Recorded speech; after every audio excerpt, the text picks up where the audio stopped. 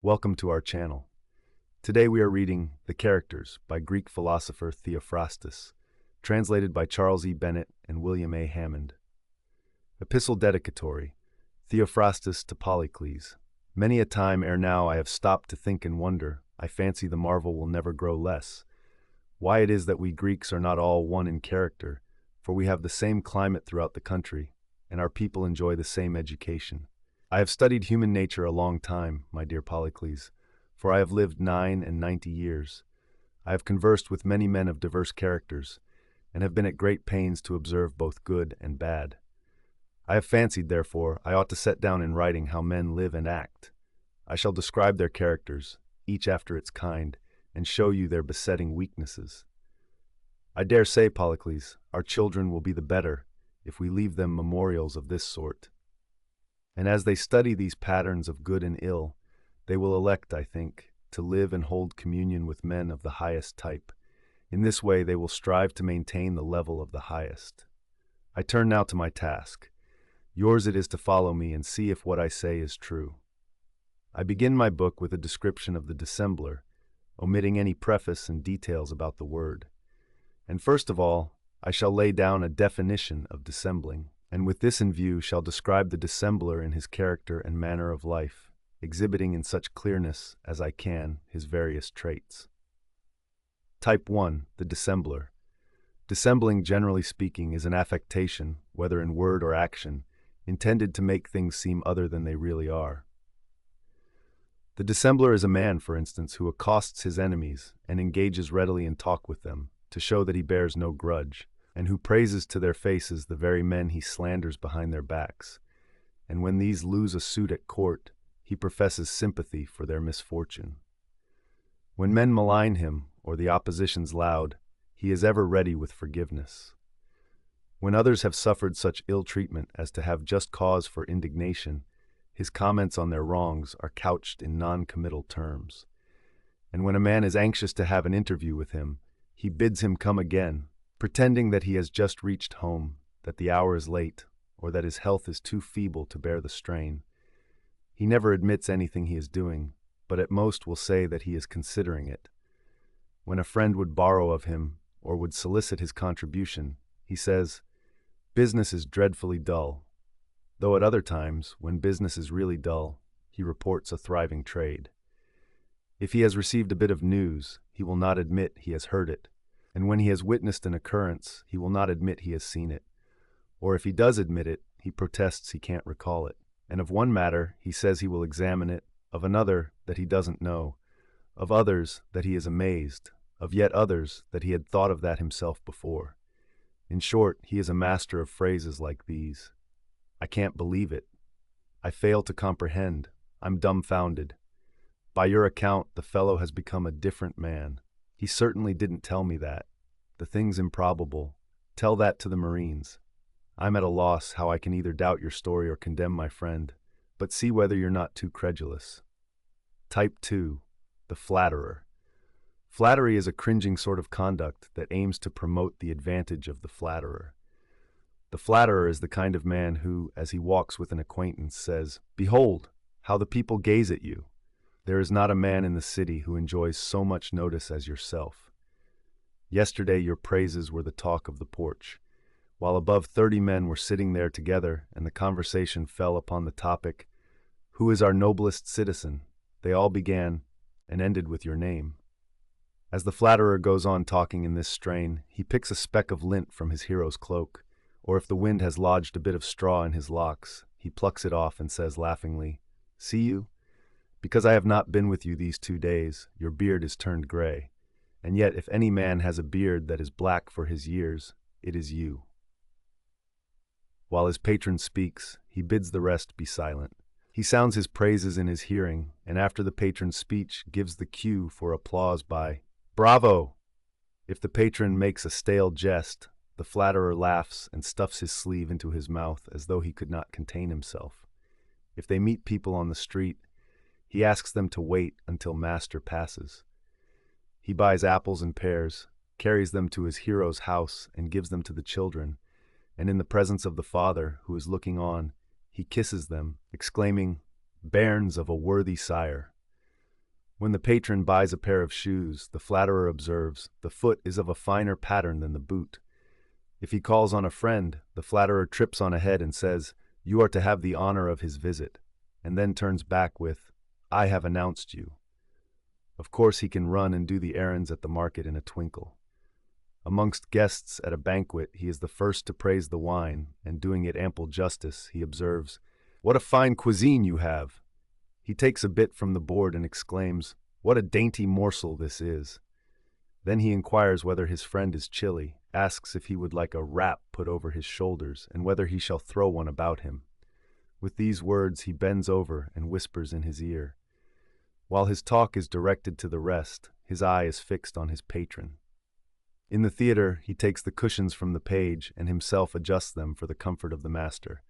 Of his hero's house he says, "It is well built," of his farm, "It is well tilled," and of his portrait, "It is a speaking image." Type 3. The coward. Cowardice is a certain shrinking of the heart. A coward is a man who, as he sails along, imagines that the cliffs in the distance are pirate ships. If the waves are high, he asks if there's anybody in the ship's company who has not been initiated into the Samothracian mysteries. He bends over toward the helmsman and inquires whether he intends to keep to the high sea, and what he thinks of the weather, and to his companion says that he is in terror in consequence of a dream he has had, and he takes off his tunic and gives it to his slave and begs to be set on shore. In a campaign, when the infantry march forth, he bids his comrades stand by him and look sharp, urging the importance of finding out whether yonder object be the foe or not. When he hears the sound of battle and sees men fall, he says to those about him that, in his haste, he has forgotten to take his sword. Then he runs back to his tent, sends his servant out, and bids him see where the enemy are. Meanwhile, he hides his weapon under his pillow, and then wastes a long time hunting for it. While in his tent, seeing one of his companions brought wounded from the field, he runs out, bids the fellow cheer up, and lends a hand to carry the stretcher. And then he stays to tend the sufferer, washes his wounds, and sits by his side driving away the flies. Anything but fight the enemy. When the trumpeter sounds the signal for a fresh onset, he exclaims as he sits in his tent, "Plague take him! He won't let the poor fellow get to sleep with his eternal bugling." Then, staining himself with blood from the other's wound, he meets the troops as they return from battle, and pretending to have been in the thick of the fight, he exclaims, "I've saved a comrade."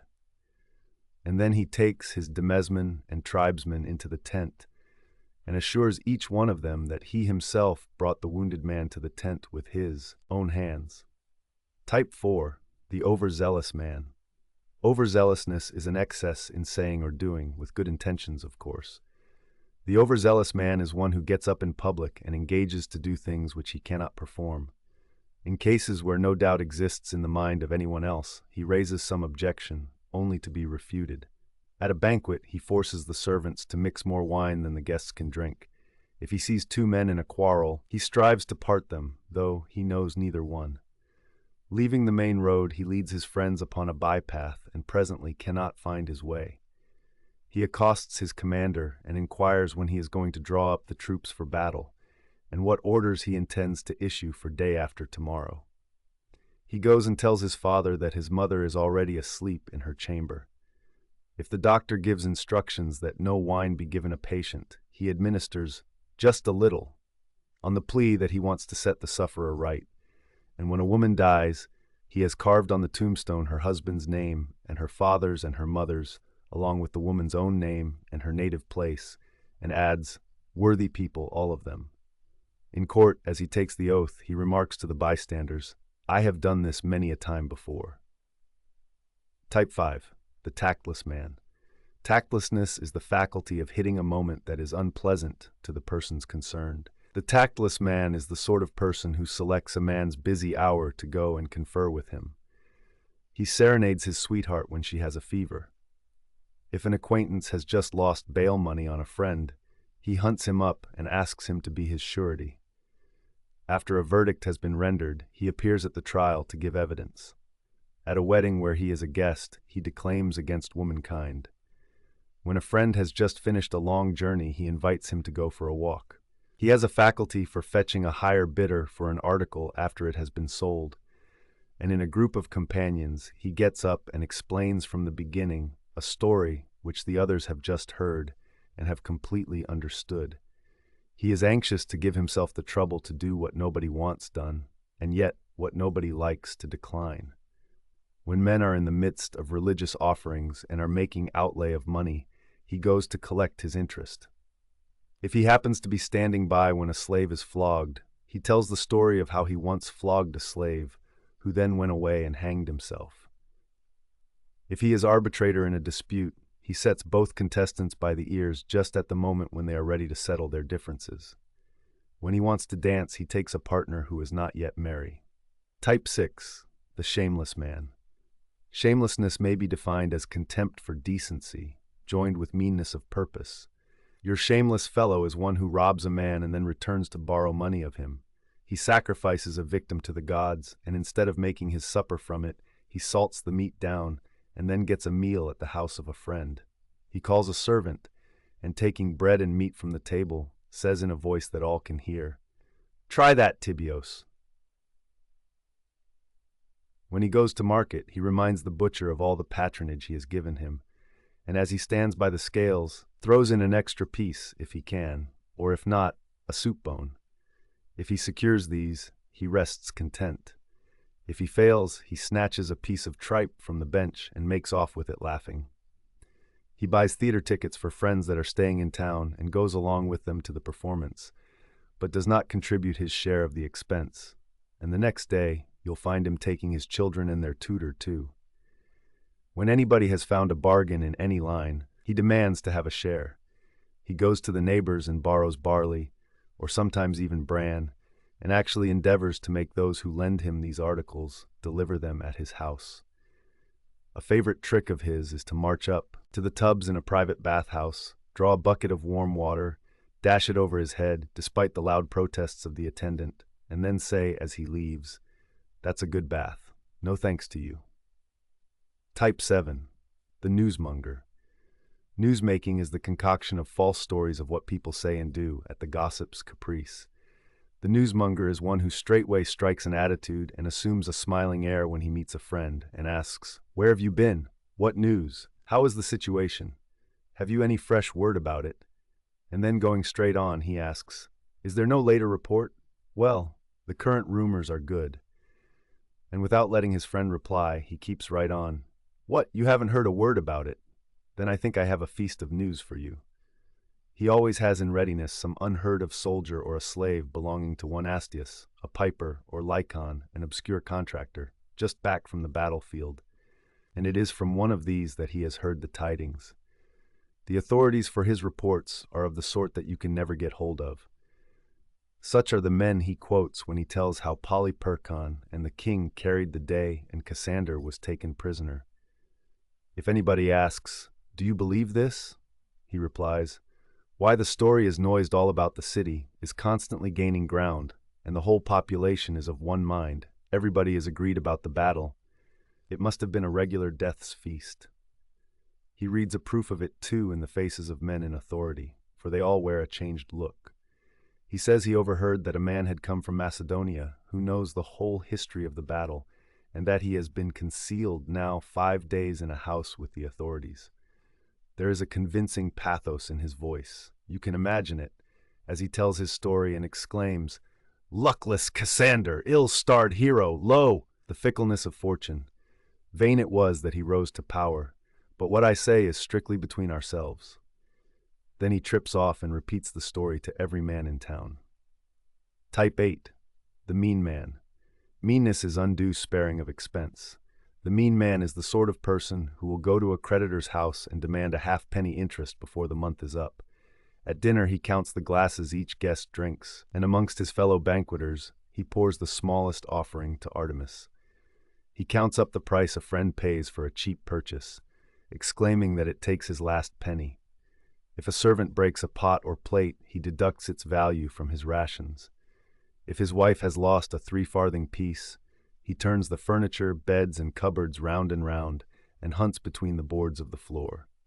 When he has anything to sell, He puts the price so high that the buyer gets no bargain. He permits no one to take a fig from his garden or to cross his field, or even pick up an olive or a date that has fallen to the ground.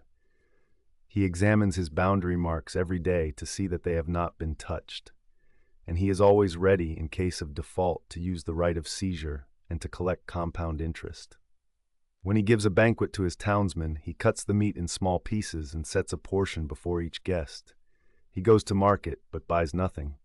He forbids his wife to lend salt or a lamp wick or a pinch of cumin, marjoram, or meal, a fillet or a sacrificial wafer, observing that these trifles make a large sum in the course of a year. In a word, one may see that the mean man's money chest is moldy from being unopened, the key rusty, his cloak too scant to reach his thigh, that he uses a mean little oil jar, has his hair cropped to the scalp, he does not wear his boots until midday, and charges the fuller to use plenty of earth on his coat to keep it from soon getting soiled again. Type 9. The stupid man. Stupidity one may define as sluggishness in what a man says or does. The stupid man computes a sum, sets down the total, and then asks his neighbor, "How much does it all make?" When he is defendant in a suit and should go to court, he forgets all about it and puts off to his farm. When he goes to a play at the theater, he is the only spectator that is left behind on the benches asleep. He gets up in the night to go out after he has gorged himself and is bitten by the neighbor's dog. He takes a thing and puts it away, but when he comes to look for it, he cannot find it. If the death of a friend is announced to him that he may go to the funeral, with a sorrowful air and tears in his eyes, he says, "Thank God." When he goes to receive payment of a debt, he takes witnesses with him. In the winter season, he quarrels with his slave because cucumbers have not been provided. He forces his children to wrestle and to run until they fall into a fever. When he is roughing it in the country and himself cooks the vegetables, he puts salt in the pot twice and so makes the dish impossible. When it rains and others declare that the sky is darker than pitch, he exclaims, "How sweet it is to consider the stars." And if he is asked, "What is the mortality of the city? How many bodies have passed through the sacred gates?" he replies, "Would that you and I had as many." Type 10. The surly man. Surliness is sullen rudeness of speech. The surly man is one who, when you ask him, "Who is that gentleman?" retorts, "Don't bother me," and when you greet him on the street, refuses to return your salutation. When he has anything for sale, he will not tell the purchaser what he charges, but instead inquires, "How much do I get for it?" When one would show him some attention and sends him a gift for the holidays, he says he is not in need of presents. He accepts no excuse when by accident you smutch his clothes, or push against him in a crowd, or chance to tread upon his foot. If you ask for his contribution to some object, he refuses to make one, though afterwards he may bring it around, declaring, however, that he's throwing the money away. Sometimes he stumbles in the street and then he curses the stone that tripped him up. And he's not a man to tarry many minutes for a friend who has an appointment with him. Singing, declamation, and dancing are amusements for which he has no taste, and it's exactly like him to refuse to join even in prayer to the gods. Type 11. The superstitious man. Superstition is a crouching fear of unseen powers. The superstitious man is the sort of person who begins the day only after he has sprinkled himself, washed his hands with holy water, and taken a sprig of laurel in his mouth. If a weasel cross his path, he will not go a step further until someone else has crossed, or until he has thrown 3 stones over the way. If he sees a snake in his house, he prays to Sabazius, a Thracian or Phrygian deity who was often identified with Dionysus, provided it is a copperhead, or if it be a sacred serpent, he straightway builds a shrine upon the spot. As he passes by the consecrated stones at the crossroads, he pours oil on them from his flask, falls on his knees, and prays before he goes further. If a mouse should gnaw through a leather flour bag, he goes to the seer and asks what he shall do. If the seer bids him give the bag to the cobbler to be sewn up, he pays no heed to him, but goes his way and offers up the bag as a holy sacrifice. He is given to purifying his house often by religious rites and insists it is haunted by Hecate. When he takes a walk and hears an owl hoot, he is terrified and cries out, "Athena, thine is the power," and so walks on. He will not step on a grave, nor go up to a corpse, nor to a woman in confinement, but says it is not well to risk pollution. He orders his domestics to mull the wine on the 4th and 7th of the month, while he goes out and buys myrtle, incense, and holy cakes. On his return, he spends the livelong day in crowning the images of Hermaphroditus. When he has had a vision, he goes to the soothsayer, the seer, or the augur, to ask to what god or goddess he must pray. He goes to the Orphic mysteries to be initiated into them. You will be sure to find him amongst the people who frequent the beach to besprinkle themselves. Every month he goes there with his wife, or if his wife is busy, then with the nurse and children. If he observes any one at the crossroads crowned with garlic, on his return he washes himself from head to foot, summons a priestess, and gives orders to celebrate rites of purification either with an onion or a small dog. Whenever he sees a madman or an epileptic, he shakes with terror and spits in his bosom. Type 12. The thankless man. Thanklessness is an improper criticism of what one receives. The thankless man, when a friend has sent him something from his table, says to the servant who brings it, "He grudged me a dish of soup and a cup of wine, I suppose, and so wouldn't invite me to dinner." When his sweetheart kisses him, he says, "I wonder if you really do love me so in your heart."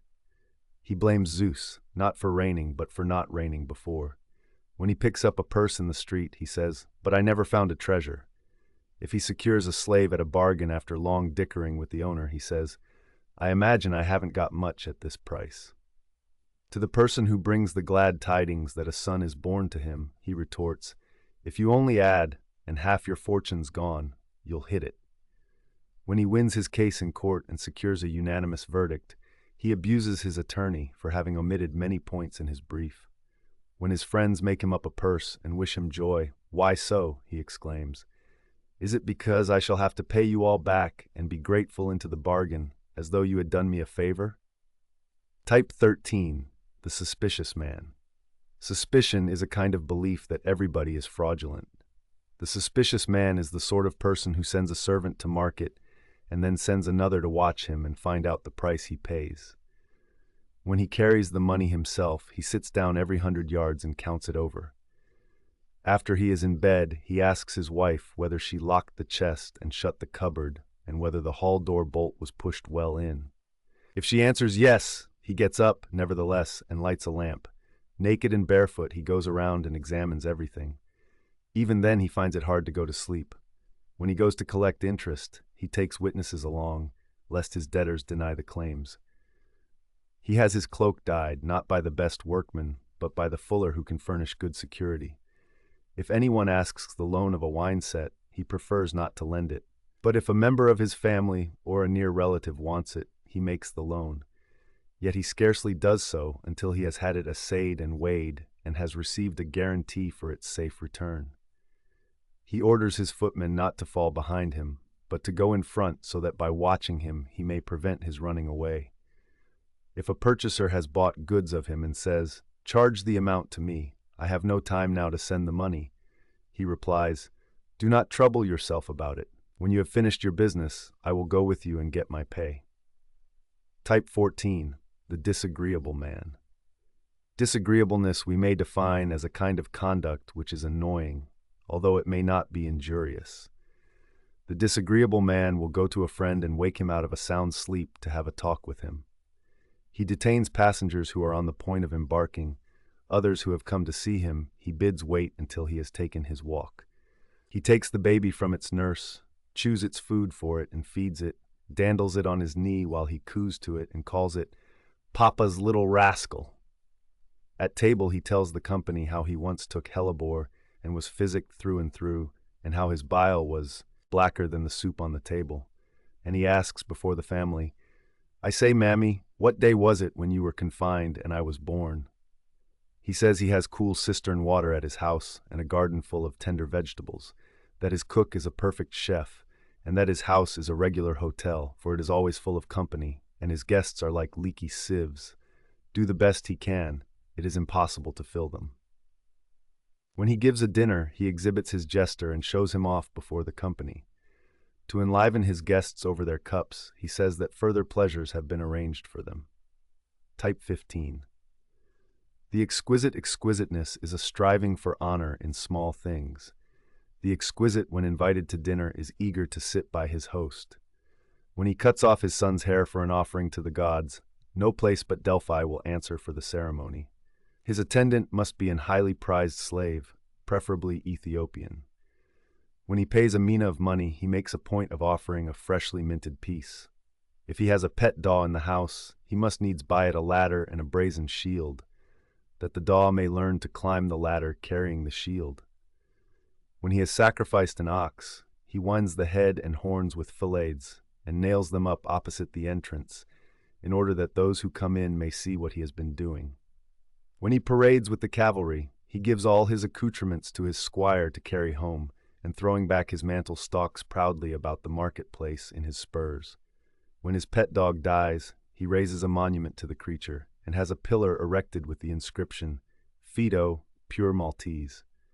In the Asclepion, the temple of Asclepios, he dedicates a brazen finger, polishes it, crowns it with flowers, and anoints it every day with oil. And he has his hair cut frequently. His teeth are always pearly white. While his old suit is still good, he gets himself a new one, and he anoints himself with the choicest perfumes. In the agora, he frequents the bankers' counters. If he visits the gymnasia, he selects those in which the ephebi, the young men between 18 to 25, practice, and when there's a play, the place he chooses in the theater is close beside the generals.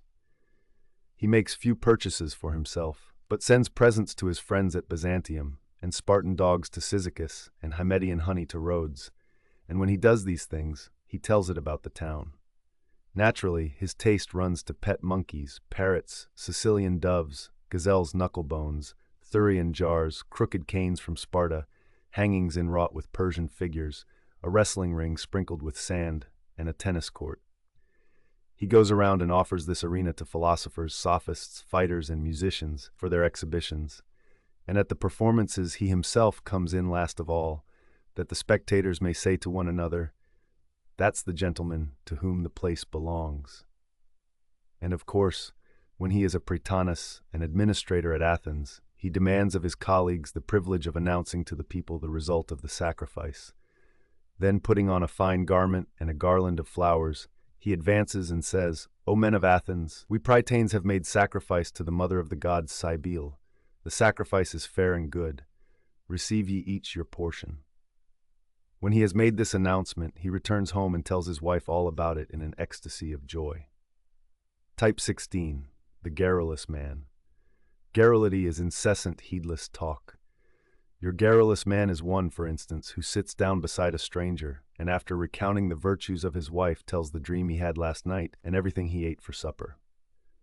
Then, if his efforts seem to meet with favor, he goes on to declare that the present age is sadly degenerate, says wheat is selling very low, that hosts of strangers are in town, and that since the Dionysia, the festival of Dionysus, the weather is good again for shipping, and that if Zeus would only send more rain, the crops would be much heavier, and that he's proposing to have a farm himself next year, and that life's a constant struggle, and that at the Mysteries, the celebration held in honor of Demeter, Demipus set up an enormous torch, and tells how many columns the Odeon has, and yesterday, says he, I had an awful turn with my stomach, and what day's today?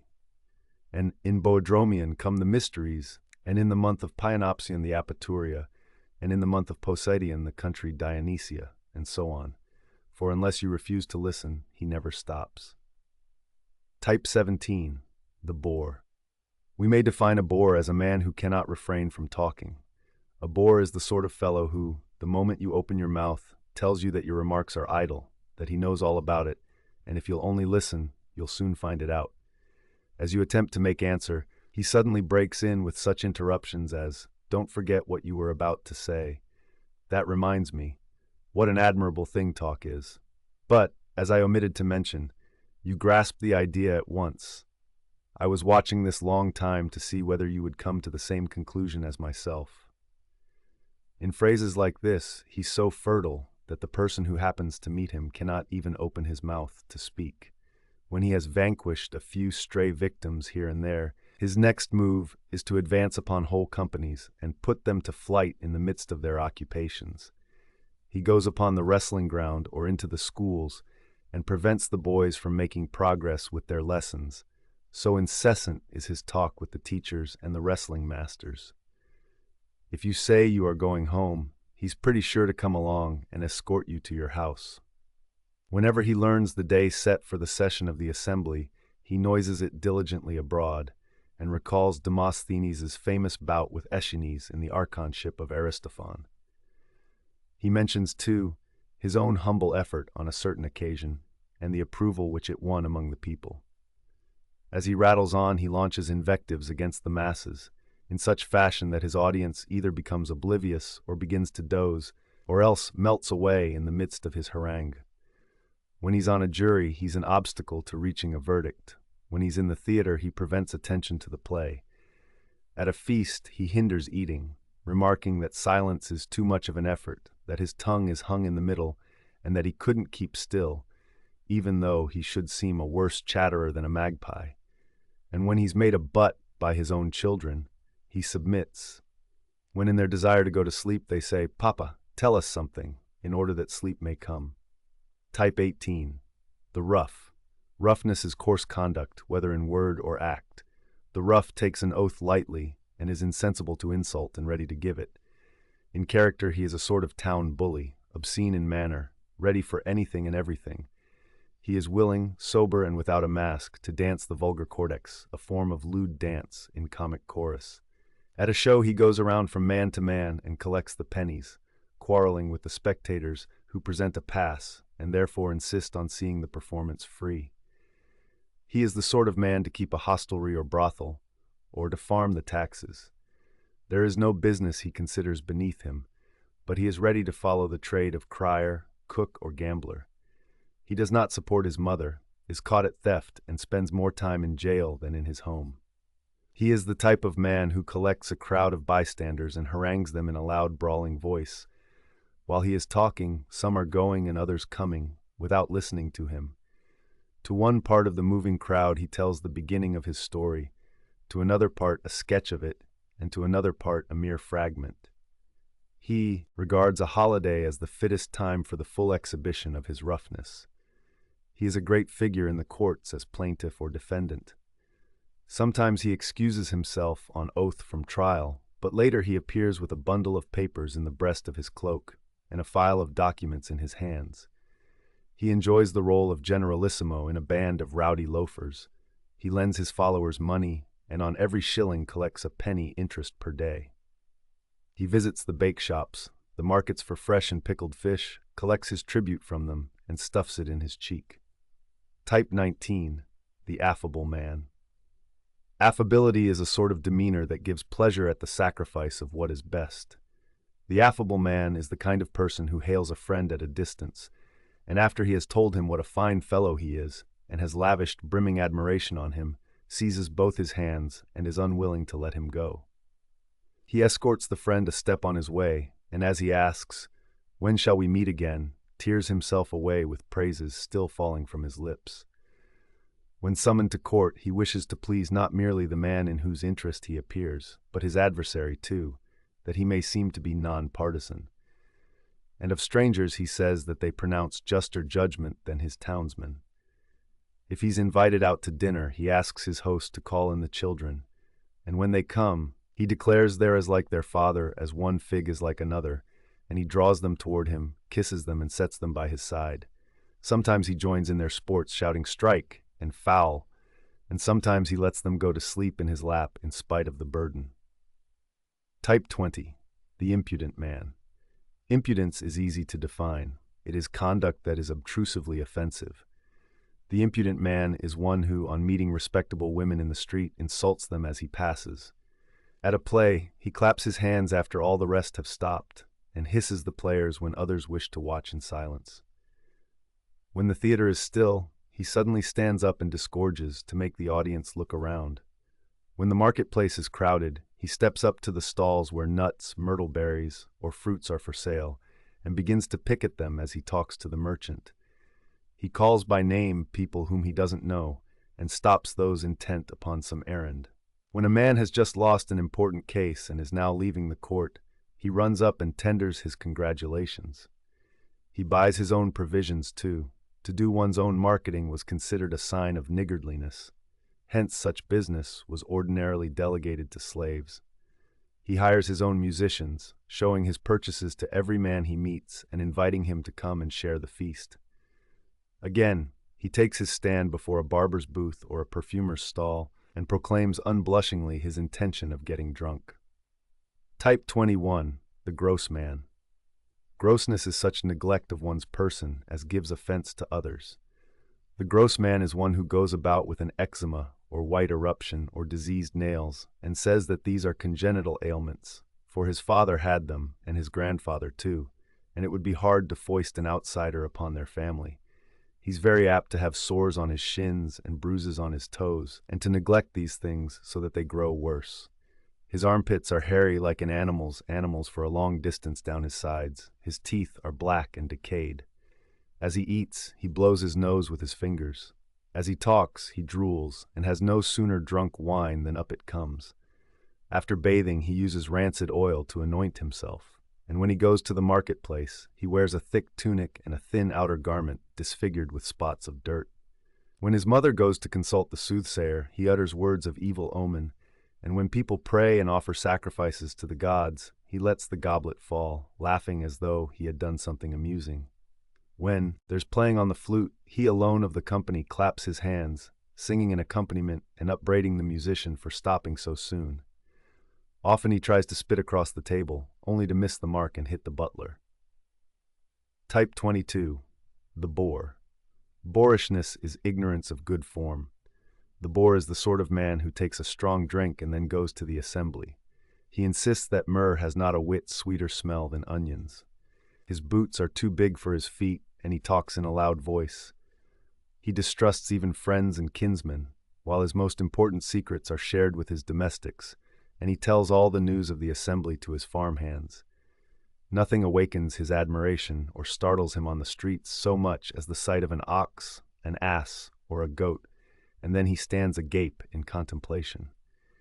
He is the sort of man who snatches a bite from the pantry and drinks his liquor straight. He has clandestine talks with the cook and helps her grind the meal for his household. At breakfast, he throws bits to the animals about the table. He answers the knock at the door himself and then whistles for his dog, takes him by the nose, and says, "Here's the keeper of my house and grounds." When a man offers him a coin, he declines it, saying it is too worn, and takes another piece in its stead. After loaning a plow, basket, sickle, or sack, he goes after it, unable to sleep for thinking of it. When he goes to town, he inquires of any chance passer-by, "What are hides selling for? What's the price of bacon? Does the celebration of New Moon come today?" Then he remarks he must go down street and have his hair cut, and while in town must also run into the shop of Archias and buy the bacon. He sings in the public baths and wears hobnailed boots. Type 23, the penurious man. Penuriousness is the grudging of expense and is due to great love of money and little love of honor. The penurious man, after a victory on the tragic stage, sets up a wooden chaplet to Dionysus, on which he inscribes his own name. If contributions from the public are asked for, he is silent or rises and quits the company. When he gives his daughter in marriage, he sells the sacrificial offerings, excepting the parts that belong by law to the priests. At the wedding, he employs only servants who will eat at home. As trierarch, the commander of a galley, he takes the pilot's blankets and spreads them on deck for himself, while he puts his own away.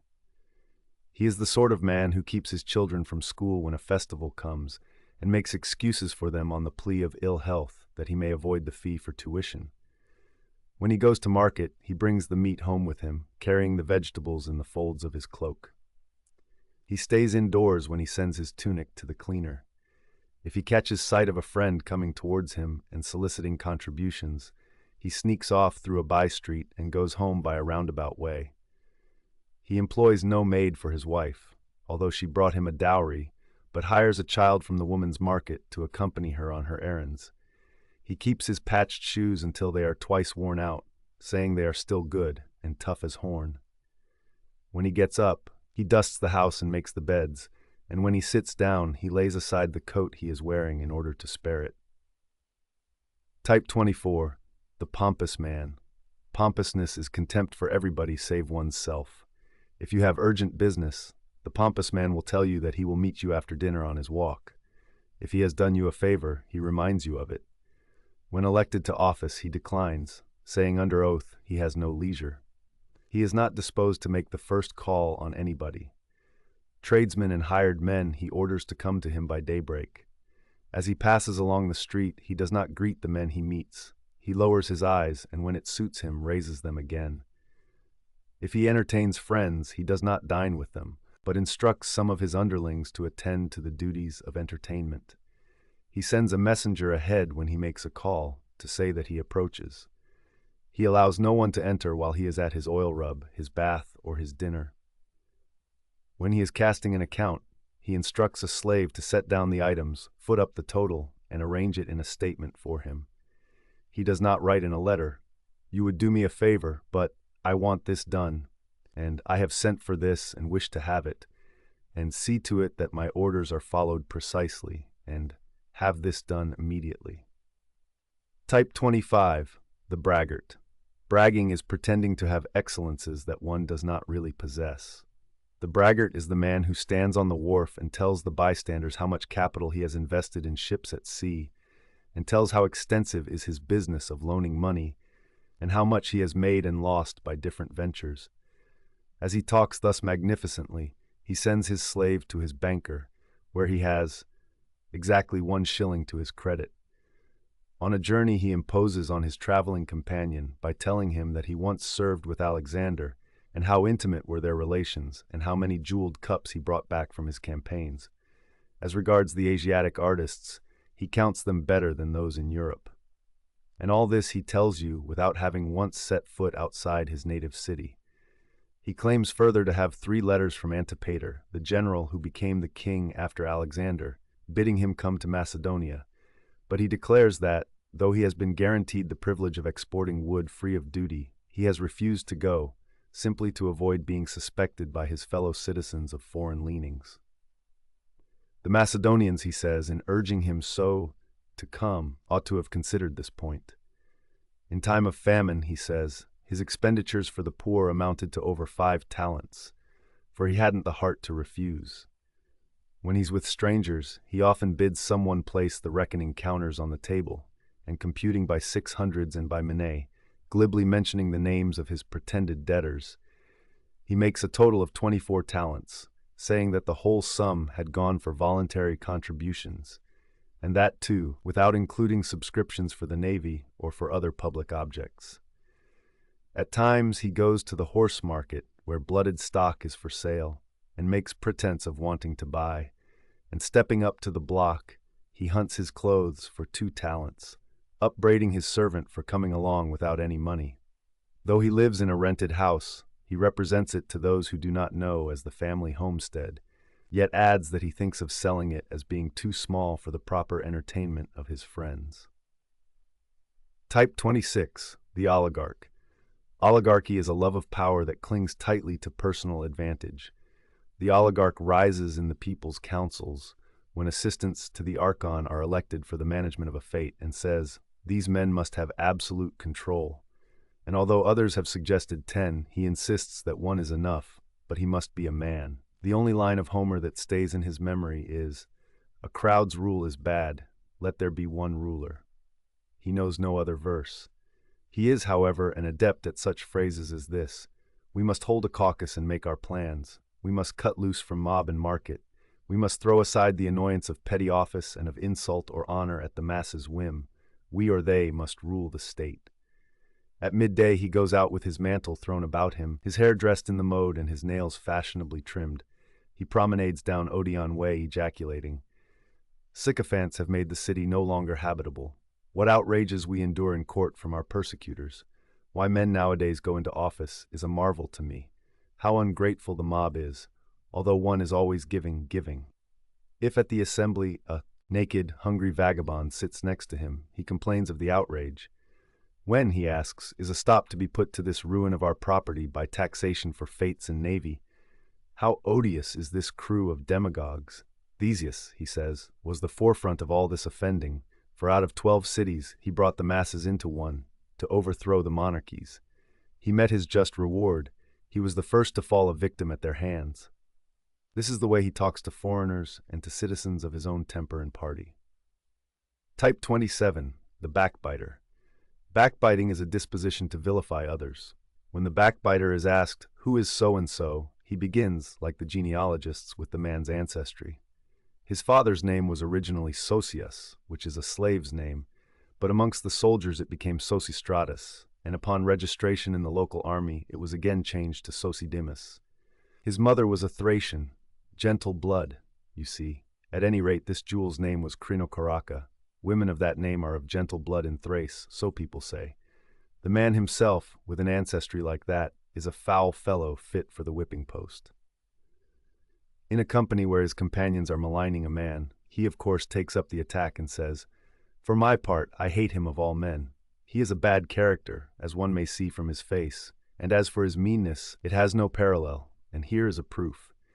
His wife brought him a dowry of talents of money, and yet after the birth of their first child, he gave her but 3 pence a day for household expenses, and forced her to bathe in cold water on the festival of Poseidon in midwinter. When he is seated with a group, he loves to talk about an acquaintance who has just risen and gone, and his biting tongue does not spare even the man's kinsfolk. Of his own relatives and friends, he says the vilest things and even maligns the dead. Backbiting is what he calls frankness of speech, democracy, and freedom, and there is nothing he enjoys so much. Type 28, the avaricious man. Avarice is greedy love of gain. When the avaricious man gives a dinner, he puts scant allowance of bread on the table. He borrows money of a stranger who is lodging with him. When he distributes the portions at table, he says it is fair for the laborer to receive double and straightway loads his own plate. He engages in wine traffic and sells adulterated liquors even to his friend.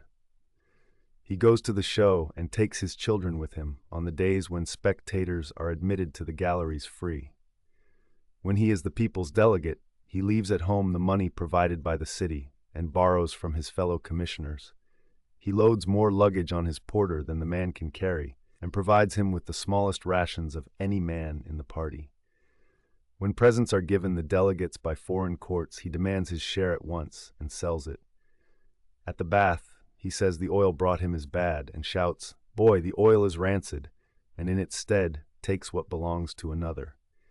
If his servants find money on the highway, he demands a share of it, saying, "Luck's gifts are common property."